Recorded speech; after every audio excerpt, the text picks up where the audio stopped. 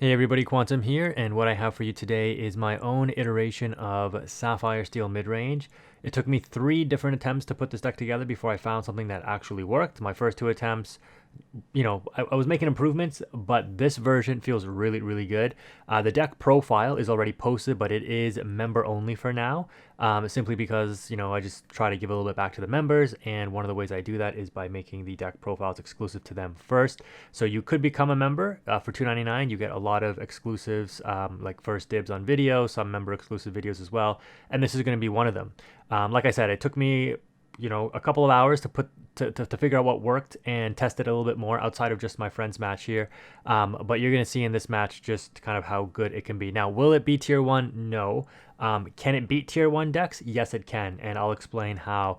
My friend here is testing out an aggressive version of Ruby Steel, and this is a deck that I think is still very much in development, but it definitely has the tools. We just need somebody to kind of really delve in and crack it. It's already top aided decent sized tournaments and stuff before, and does it get better with some of these new Mushu cards? So here you're gonna see we were on the draw for this match, I believe, right? But because we're able to ramp, and this is where Sapphire Steel is so good, we're gonna be able to gain back the ink advantage. Yes, we're down on cards, but we don't care about that, and this is where this deck really, really shines here, and you're gonna see that. So we get the Mulan, and then we get the sail, which is usually you always want to sail if you can, because you can claw back board advantage. You don't really want to lose cards early as the by playing the Tipo. But if you don't have the sail, you definitely play the Tipo. But then we get the popsicle into the bell line, and that's pretty good, right? The Mulan sifting through the deck, the sail sifting through the deck, the popsicle sifting through the deck. You have a lot of cantrips in this deck. The grandma, again, scry 2, and this is why this deck works nicely. And if you haven't noticed yet, a big theme of this deck is there's a lot of inkable cards. So you're never bricking. You're never like, I have to ink this. So your whole hand should always be accessible and inkable. So here my opponent gets their combo off. The Li Shang able to challenge out the Grammatala here with the Medallion Weights. And this is a card that I have also included in my Ruby Steel because it is a card draw engine. So they have cleared the board, but we do, you can see, have the card advantage. The Grammatala actually positively traded because it replaced itself and it took out the Li Shang. Yes, they have an item and a character on board, but that is going to be brought to a screeching halt with this new Stitch. Yeah, this Stitch is actually pretty good. So the board state looks pretty even. We've got 2 cards, they've got 4. We each have 2 cards on board, so technically they're a little bit ahead. But we have the, I would say, more developed board state because that 1-drop Moana isn't really doing too much. They also play a Stitch, surprise, surprise. We didn't know what decks we were playing, by the way. So we were both surprised to see that we were both on the Stitch. I was like, oh, so you recognize that this is actually half decent too, eh? And he's like, okay, yeah, okay.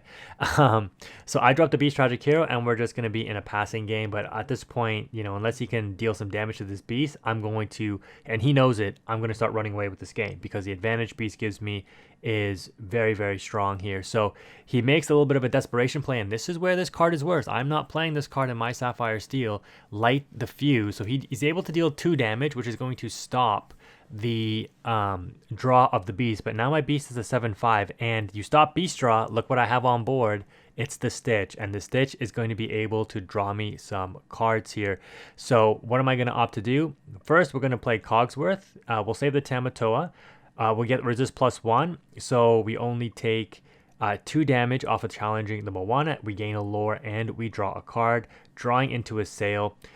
We use Beast to take out the Stitch. We will survive the interaction by taking 4 damage, simply because we do have the resist +1, so we'll only take 2 damage, not the full 3, which would normally KO us. So yeah, I do opt to take out the Stitch because I have to, right? I can't give them card draw. They have Medallion Weights, they have that Stitch. That's draw 2, and they're already on 1 card. So you can see me picking apart my opponent's game plan here, and this is what you want to do against any deck that you play, right? You want to force them to interact and then gain the advantage. If they're not interacting, you drop a Beast Tragic Hero, and unless you're up against an opposing Steel deck, which I am in this case, they're gonna have a tough time interacting with it. And you can plan out your sequencing, so you drop the Cogsworth first, and then the Beast Tragic Hero. And what's funny is I would think that a deck like Ruby Steel, in theory, should give my deck more trouble because I have to turn my stuff sideways, and Ruby Steel wants to challenge. That's what their deck is built around, right? So I was like, okay, this might be like a good showcase of a bad matchup and see if I can push through it.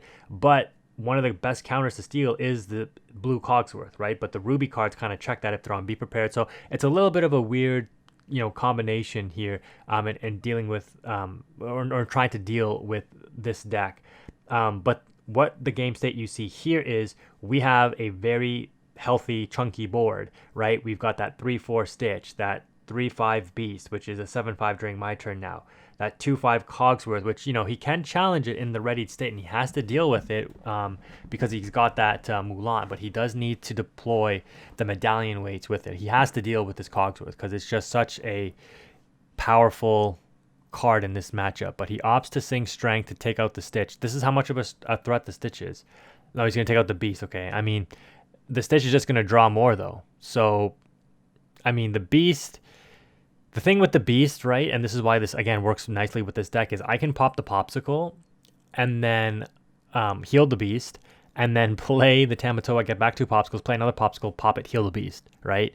And I play, 3 or 4 Tamatoas. You can instantly do that a lot. So here, I'm going to proc the Popsicle, heal, right, the Stitch. And I normally would not do this, but I really wanted to get this off. I ended up inking the Tamatoa while I have 2 Popsicles in the discard, simply to play out the desperate plan. We play out a Popsicle, draw into a Sail, and I'm like, oh, okay, like I wonder if I play Sail or if I ink it just to get the redraw. But I'm like, nah, I think I'll, first challenge and the Stitch, more value, gain a lore, draw a card. Like, do you guys see how crazy this deck is? It seems like it's a little wonky, and it's kind of like, yeah, I don't know if I'm allowed to say this, but like balls to the walls kind of deal. Like you're just going all out, but it works. It works. You're constant pressuring with this is what a mid-range tempo deck is, right? You're just constantly dropping threats, constantly pressuring cards, and yeah, you're gonna run out of cards. But then you have things like Tamatoa, Ripcore Popsicle, Beast Tragic to draw, Stitch to draw and challenge and force your opponent to be like, oh, am I going to turn stuff sideways? Cogsworth to give your stuff resist, which is actually relevant for a deck like this, which is crazy to say because that Stitch Alien Troublemaker is actually a really big threat. And the Desperate Plan. You run out of cards, you're aiming to run out of cards for the Desperate Plan. And again, like I said earlier, if you caught onto it, we're very inkable, this deck. So when we draw into that Desperate Plan, we're planning to say, hey, anything in our hand, we can ink it or we can play it out so that we can dump our hand as quickly as possible to Desperate Plan, right? Whether we top deck into it or we cantrip into it, and that's the goal. So here you can see, I got another Desperate Plan. So what am I going to do? I really shouldn't play this Sail. Why am I playing Sail? Whatever, it doesn't even matter. Like I'm feeling so comfortable in this setup. Oh, we draw a Beast. So, oh my goodness, like look at this. Look, this is crazy. So we're just gonna play Beast. Ink. Why did I ink? What is happening? Why would I ink the Pete? That's crazy. I shouldn't do that because I'm at risk. Well, I mean, I guess it doesn't matter, right? Because even if he top decks a Be Prepared here, I just ink whatever's off the top and then Desperate Plan. Like Desperate Plan is an insane card. Like, he's going to be so cheese when he sees next turn. I just, like, Desperate Plan him. So the Smee here, this is what he has to do because he has to use Medallion Weights to draw cards.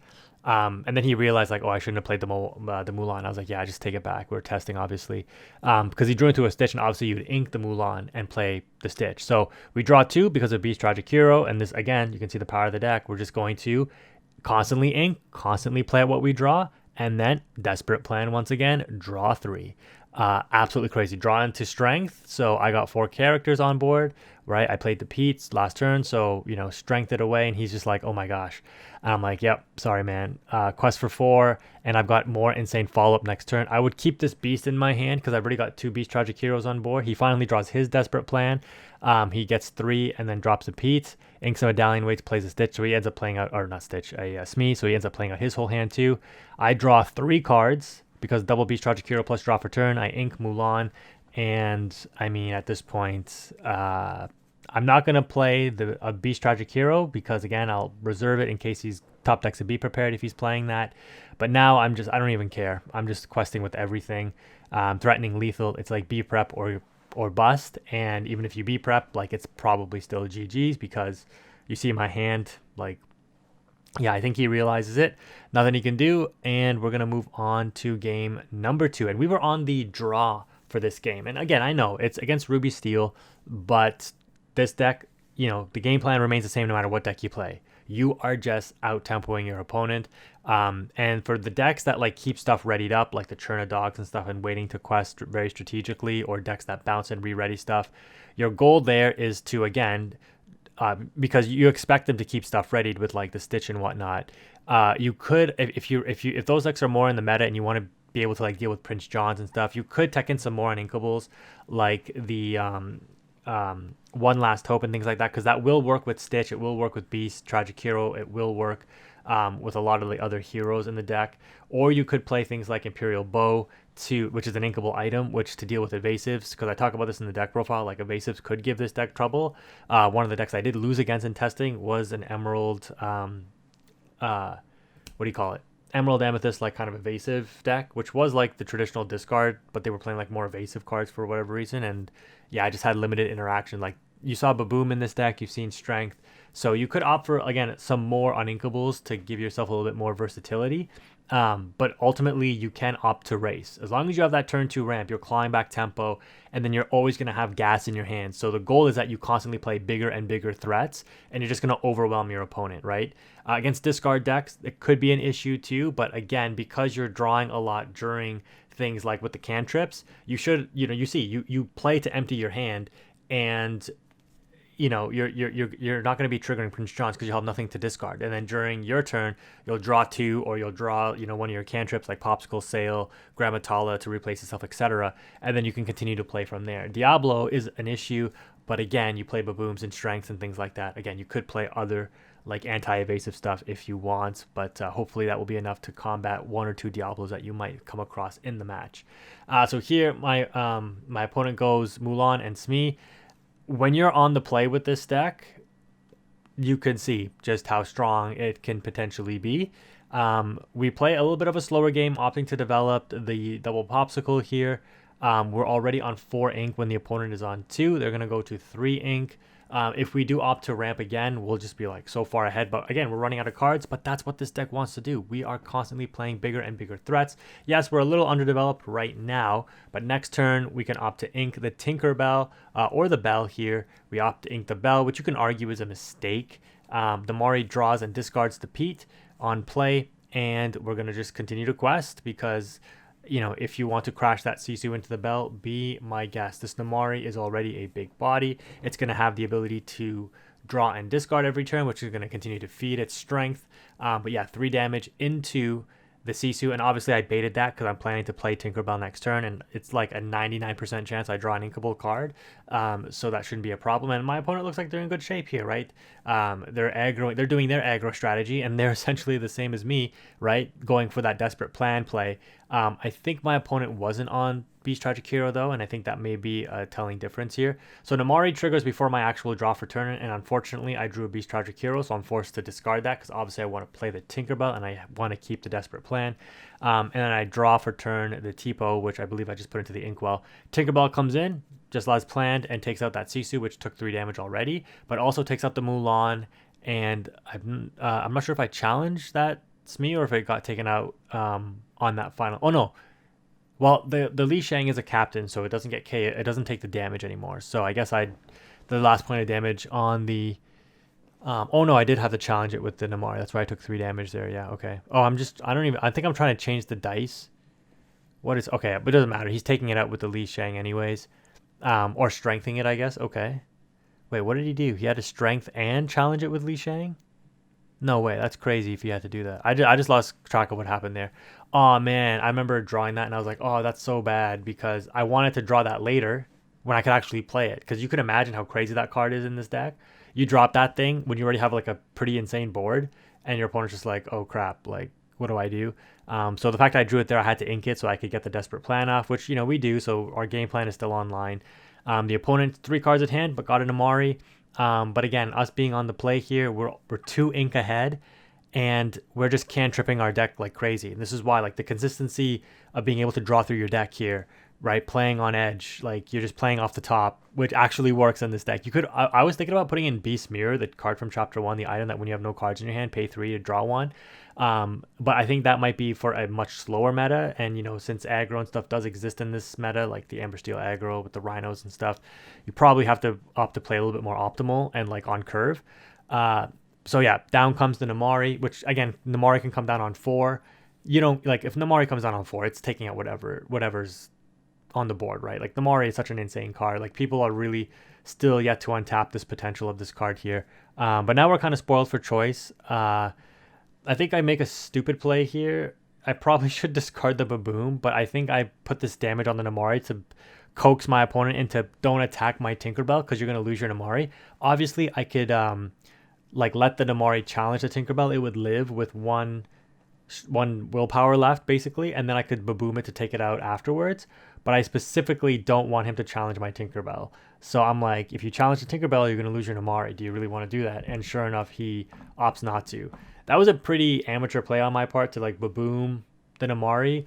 But my opponent, again, he's going to react based on what he has in hand. And maybe he's like, I do need to keep this Namari readied up. So I can't challenge anyways. We draw into a Tamatoa. And I mean, again, you just see the like almost every card in this deck is an amazing draw, right? Except for like T-Pose in the late game. But like Sails in the late game you saw in the last match, it's fine because it's still a cantrip.